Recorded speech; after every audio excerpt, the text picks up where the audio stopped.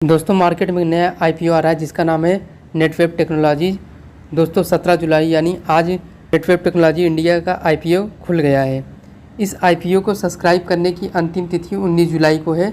19 जुलाई को मार्केट बंद होने के साथ आईपीओ का सब्सक्रिप्शन भी बंद हो जाएगा। आईपीओ का अलॉटमेंट 24 जुलाई को होगा और रिफ़ंड 25 जुलाई को शुरू होगा। 26 जुलाई को आईपीओ के जो शेयर्स होंगे वो डीमेट में क्रेडिट होने की उम्मीद है और स्टॉक एनएसई और बीएसई पर 27 जुलाई को लिस्ट होगा। तो दोस्तों आइए हम देख लेते हैं, इसकी सारी जानकारी देख लेते हैं नेटवेब आईपीओ की कि इसमें हमें अप्लाई करना चाहिए या नहीं करना चाहिए। तो इसमें हम डिटेल में जानकारी इकट्ठा करेंगे। दोस्तों किसी कंपनी में इन्वेस्ट करने से पहले हमें उसके बिजनेस मॉडल को देखना चाहिए, उसके स्ट्रक्चर को देखना चाहिए, उसके फाइनेंशियल्स को, सारी चीज़ों को समझकर तभी हमें इन्वेस्ट करना चाहिए या हमें उसमें पैसा लगाना चाहिए। दोस्तों हम अगर इसका बिजनेस मॉडल देखते हैं तो यह आईटी सेक्टर की कंपनी है जो हार्डवेयर और सॉफ्टवेयर दोनों ही सेगमेंट में काम करती है। ये आईटी के एक हार्डवेयर सेगमेंट और 3 सॉफ्टवेयर सेगमेंट को मिला के ये 4 कैटेगरी में काम करती है। तो इसका जो हार्डवेयर कैटेगरी है उसमें स्टोरेज डाटा सेंटर जो दूसरी कंपनी के लिए डाटा सेंटर बनाती है, इसका स्टोरेज डाटा सेंटर बिजनेस जो है वो दूसरे नाम से जाना जाता है जिसका नाम है टॉयरॉन कैमरा। अब वहीं पे अगर हम इसके सॉफ्टवेयर कैटेगरी को देखते हैं तो सॉफ्टवेयर कैटेगरी में ये software development, cloud service, system service provide करते हैं। तो कंपनी का जो दूसरा सेगमेंट है सॉफ्टवेयर डेवलपमेंट, जहां कंपनी एआई के फील्ड में काम करती है। कंपनी का ये बिजनेस टॉयरॉन क्यूबाइड के नाम से जाना जाता है। वहीं पे हम कंपनी के क्लाउड सर्विस की बात करते हैं तो जहां कंपनी टॉयरॉन स्काईलेस ब्रांड नाम से जानी जाती है। कस्टमर को ये क्लाउड सर्विस प्रोवाइड करती है इस नाम से। वहीं हम इनके चौथे और अंतिम बिजनेस को देखते हैं तो ये सिस्टम सर्विस कैटेगरी में सर्विस प्रोवाइड करते हैं। दोस्तों किसी भी कंपनी का बिजनेस मॉडल कितना भी अच्छा हो लेकिन उसका पहले कस्टमर का होना ज़रूरी है। तो आइए हम इनके कस्टमर बेस को जान लेते हैं।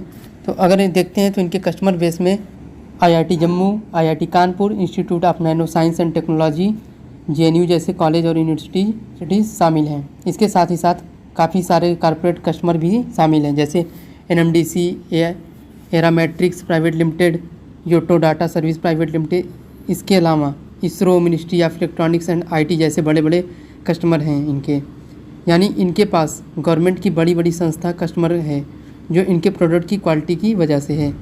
अब आइए हम इनके प्रोडक्ट को देख लेते हैं कि इनके प्रोडक्ट कैसे हैं। भारत की fastest and largest AI super computer इसी कंपनी ने बनाया है। भारत की इलेक्ट्रॉनिक एंड आईटी मिनिस्ट्री में जो यूज हो रहा है 2022 से। इसके अलावा परम अंबर जो कि भारत की 4th फास्टेस्ट सुपर कंप्यूटर है जो इसरो 2019 से यूज कर रहा है। इसके अलावा काबरू है जो कि दुनिया की टॉप 500 सुपर कंप्यूटर की लिस्ट में शामिल है जिसे इसी कंपनी ने बनाया था 2004 में। अभी के समय में ये company Intel, AMD, Samsung, Nvidia के साथ बड़े बड़े प्रोजेक्ट पर काम कर रही है। दोस्तों कोई भी कंपनी फ्यूचर में कितना आगे जाएगी ये उसके R&D पर भी डिपेंड करता है। तो फरीदाबाद, गुड़गांव, हरियाणा, हैदराबाद, तेलंगाना के स्टेट्स में इनके 5 R&D सेंटर्स हैं जहाँ पे 35 साइंटिस्ट काम करते हैं इनके। सब कुछ तो देख लिया, तो आइए हम कंपनी के फाइनेंशियल को भी देख लेते हैं कि इनकी फाइनेंशियल कितनी स्ट्रांग है। कंपनी की असेट, रेवेन्यू, प्रॉफिट तीनों देखेंगे तो लगातार इंक्रीज हो रहा है। वहीं अब अगर हम इनके डेप्ट पर देखते हैं तो डेप्ट पर कंपनी का काफ़ी कंट्रोल है और डेप्ट टू इक्विटी रेशियो जो है कंपनी का वो 0.73 का है। कंपनी की ROE की बात करते हैं तो 67.85% का है। वहीं पे ROC जो है वो 51.63% का है। दोनों ही जो कि बहुत अच्छा है। सब कुछ अच्छा तो देख लिया, लेकिन बहुत ही जो गौर करने वाली बात है कंपनी पे वो है कंपनी का वैल्यूएशन। कंपनी का वैल्यूएशन काफ़ी महंगा है। कंपनी का PE रेशियो है 102 और वहीं पे इसका इंडस्ट्री PE जो है वो केवल 26 है। लेकिन अगर हम देखते हैं कि कंपनी का जो सबसे स्ट्रांग पॉइंट है, कंपनी मोस्टली जिन कैटेगरी में काम करती है उसमें इनका कोई कंपटीटर नहीं है और जो है भी वो शेयर मार्केट में लिस्टेड नहीं है। दोस्तों भारत सरकार इंडिया को IT हब बनाना चाहता है जिससे इसे भारत सरकार के सब्सिडीज़ और जो PLI स्कीम है उसका बेनिफिट मिल रहा है। कंपनी का वैल्यूएशन महंगा है लेकिन बिजनेस मॉडल फाइनेंशियल और स्ट्रांग है और बिजनेस भी यूनिक है, इसलिए कंपनी लॉन्ग टर्म इन्वेस्टमेंट के लिए बढ़िया है।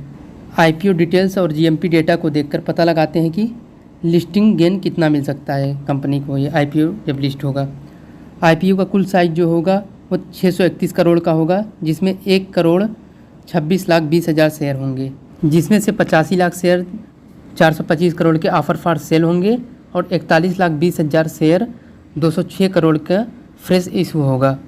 अब आइए हम जान लेते हैं ऑफ़र फॉर सेल यानी OFS और फ्रेश इशू होता क्या है।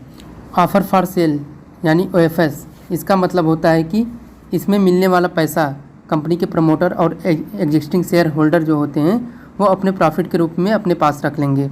फ्रेश इशू जो होता है, फ्रेश इशू का पैसा कंपनी कर्ज चुकाने या उसके ग्रोथ में लगाती है। दोस्तों 12 जुलाई को कंपनी का GMP जो चल रहा था इस IPO का वो 320 रुपये चल रहा था। 13 जुलाई को GMP 310 रुपये था मार्केट में। 14 जुलाई को GMP 315 रुपये था। GMP होता है ग्रे मार्केट प्रीमियम, यानी कि जो स्टॉक मार्केट में लिस्टेड नहीं है, ये एक बाहर का मार्केट होता है। उसमें इस कंपनी का एक तरीके से जैसे सट्टा बाज़ार में होता है कि बोली लगती है, तो वैसे इस कंपनी का रेट उस मार्केट में चल रहा है। जो इसका इशू प्राइस है GMP उसके ऊपर की प्राइस होती है कि इशू प्राइस से जो ज़्यादा मिल रहा है। तो इन सब को देखते हैं तो IPO का जो इशू प्राइस है वो 475 से 500 के बीच में रखा गया है। यानी GMP को अगर हम देखें तो इसके हिसाब से लगभग हमको 820 के प्लस की लिस्टिंग हो सकती है लिस्टिंग वाले दिन पे। तो यानी 70% का मोटा मोटा हमें प्रॉफिट मिल सकता है। यानी ये कंपनी लॉन्ग टर्म इन्वेस्टमेंट के लिहाज से भी बढ़िया है और लिस्टिंग गेन के हिसाब से तो बहुत ही बढ़िया है। क्योंकि मैं कोई सेबी रजिस्टर्ड एडवाइज़र नहीं हूँ, तो आप किसी भी इन्वेस्टमेंट से पहले अपनी खुद की रिसर्च करें, खुद की एनालिसिस करें, अपने फाइनेंशियल एडवाइज़र की सलाह लें, उसके बाद ही कोई भी आगे का कदम उठाएं। वीडियो देखने के लिए धन्यवाद।